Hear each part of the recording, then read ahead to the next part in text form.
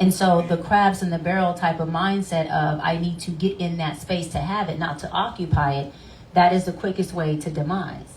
The quickest way to wealth, and not just financial wealth, but relationships are the real wealth, are through service. And so as long as you are serving somebody outside of you, God will always make sure that you are available to be served and for service, because that's really what this is about. And so, just coming from humble beginnings, it means a lot to me to be able to, when I say give back, not just give back, my time and money, but also give back with my presence with people, to show that no matter, how high I go, my heels are still down here with my people. And my folks will always be folks who look like me and who started from where I came from. And I take hi Jeff, how you doing? And I take a lot of pride in that. So, yeah, great question. Wonderful. So, my question is, what made you want to go into the psychology field? Coming from the inner city, which I also do, we have a lot in common from our childhood. We both bought our first properties at 19, entrepreneurs, the oldest of a broken family. What made you want to go in there, in that space? Because there's so few of us in that psychology space. Yeah, love that question. Really quick, shout out to Jeff. Jeff is a part of the Dr. Bryant team. He has been managing many things. One is our social media, a lot of our media stuff, our AI stuff. You name it. He stays on me about what I should do and shouldn't do. Do I always listen? I try my best to. But I love you, and he's been with me for a very long time through everything, TV shows, you name it. So he is as loyal as it comes, and I love you. Thank you. Yeah. Oh, and he's actually one of the biggest reasons, him and Jalissa, why Atlanta gave me my own day, which is March 6th is Dr. Cheyenne Bryant Day, for all the work I've done in the community in that city as well. So I love to give flowers, so thank you. I love you, Jeff. Yeah, thank you.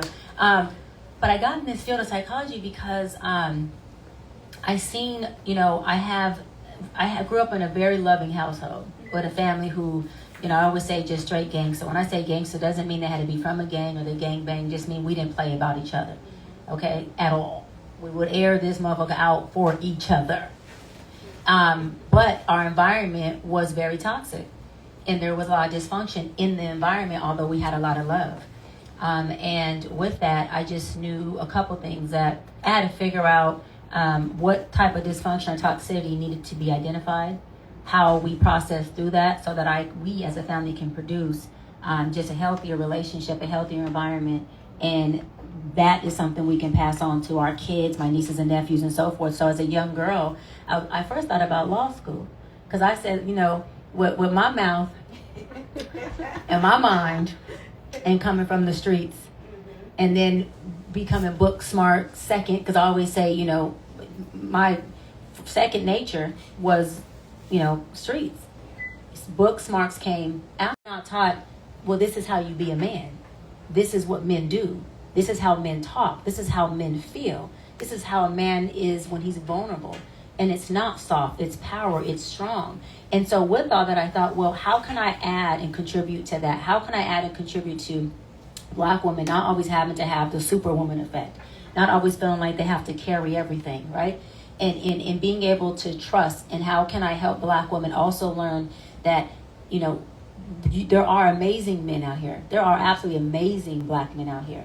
But when you run into them, sis, can you nest in him? Can you nest in him?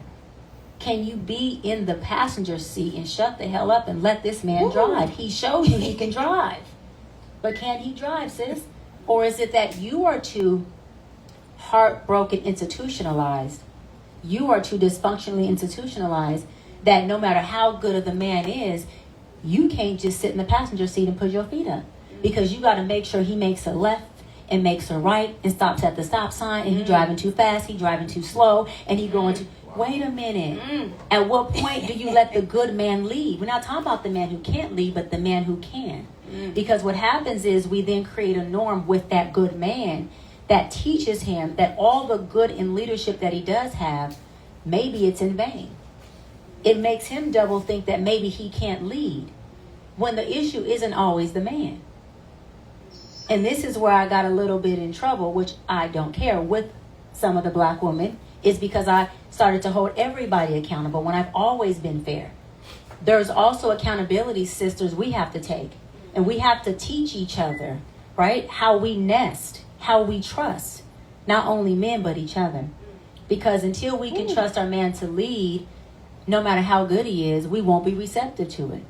Because when I'm with my man, I don't want to have to think. Hello. Nothing.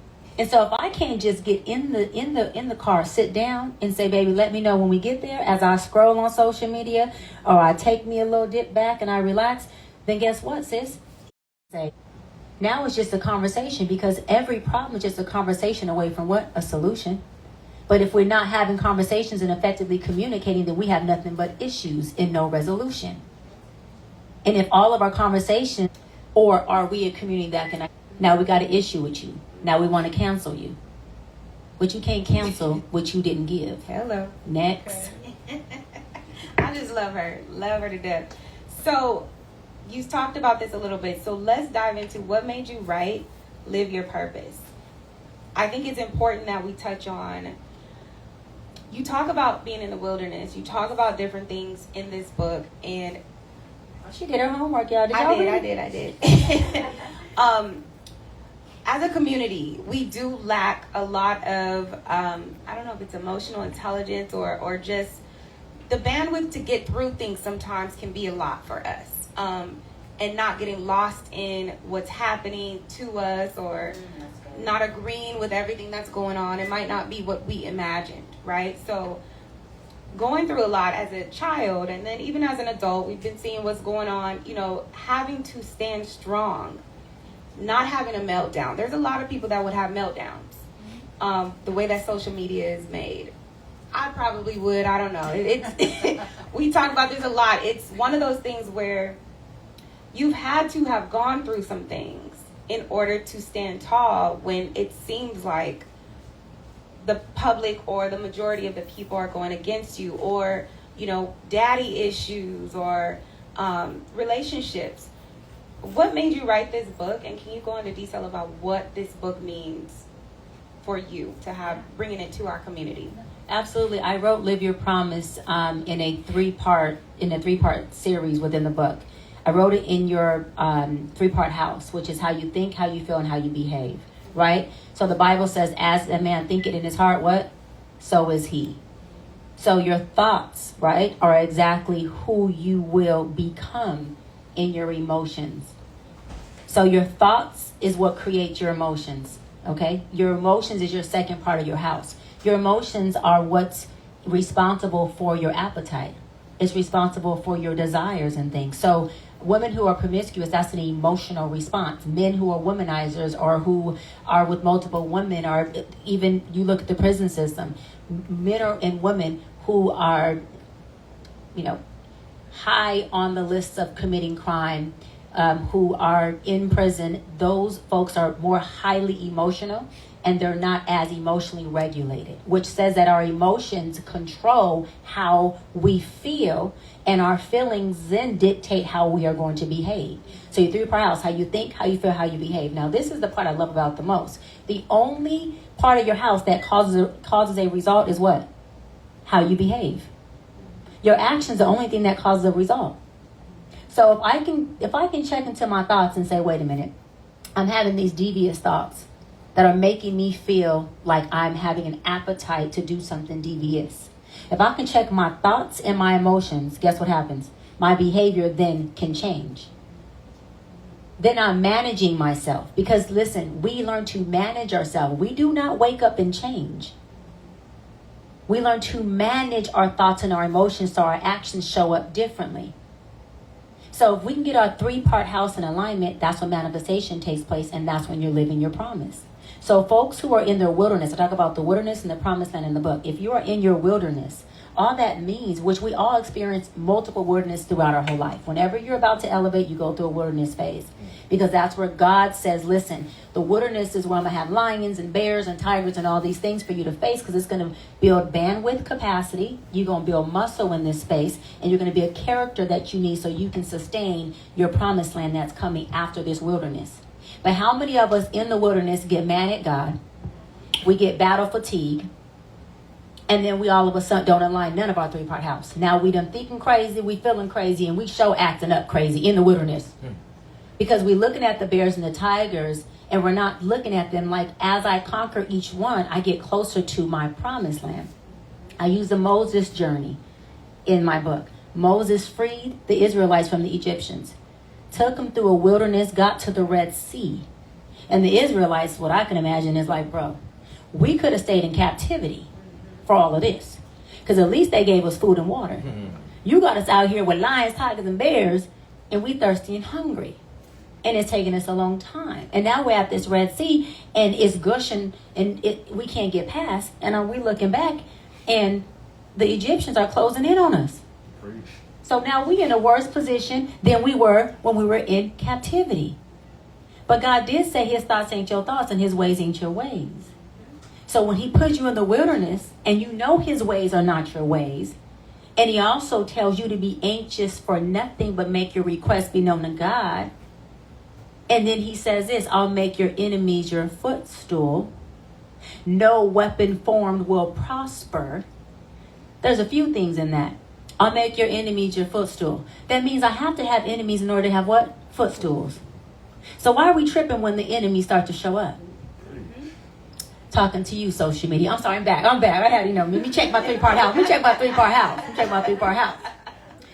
God said the weapons will prosper. Will form, but they won't prosper. So when God expands your territory, he says your job is to possess it and have dominion over it. My job as God is to protect it. Why do you think he said, I will protect it? Because when I expand your territory, with much territory comes more enemies. But you need the enemies so they can be your footstools, because the more footstools you have, the higher you go in elevation. So you're going to get a lot of weapons. So when we see the weapons forming, to your question about breaking and crashing out, why are we not saying, God, thank you? Because you've given me many footstools. Why are we going, no, please stop? I'm going, God, rev it up, double down, and run it again. Because if my enemies are any example of what my power is, my elevation is, then we have to then understand why people like Malcolm X, Martin Luther King, John F. Kennedy, the list goes on, had so many enemies to the point where people actually assassinated MLK. But these are people who were their footstools. They were too powerful. Say it again. They were too powerful. Say it louder. They were too powerful. There you go. And so what I'm saying is, I use the wilderness and the Moses. When they get to the Red Sea, right? Moses he ain't explaining all this, because Moses is a little bit like me, who said, I'm not explaining and proving nothing. I'm going to let God move through this thing and you will see. He took his rod and wished across, and the Red Sea opened up. But let me tell you how amazing God is. The Red Sea opens up. They take their little tails and go across the Red Sea on dry land. Did y'all hear what I just said? On what kind of land? Dry.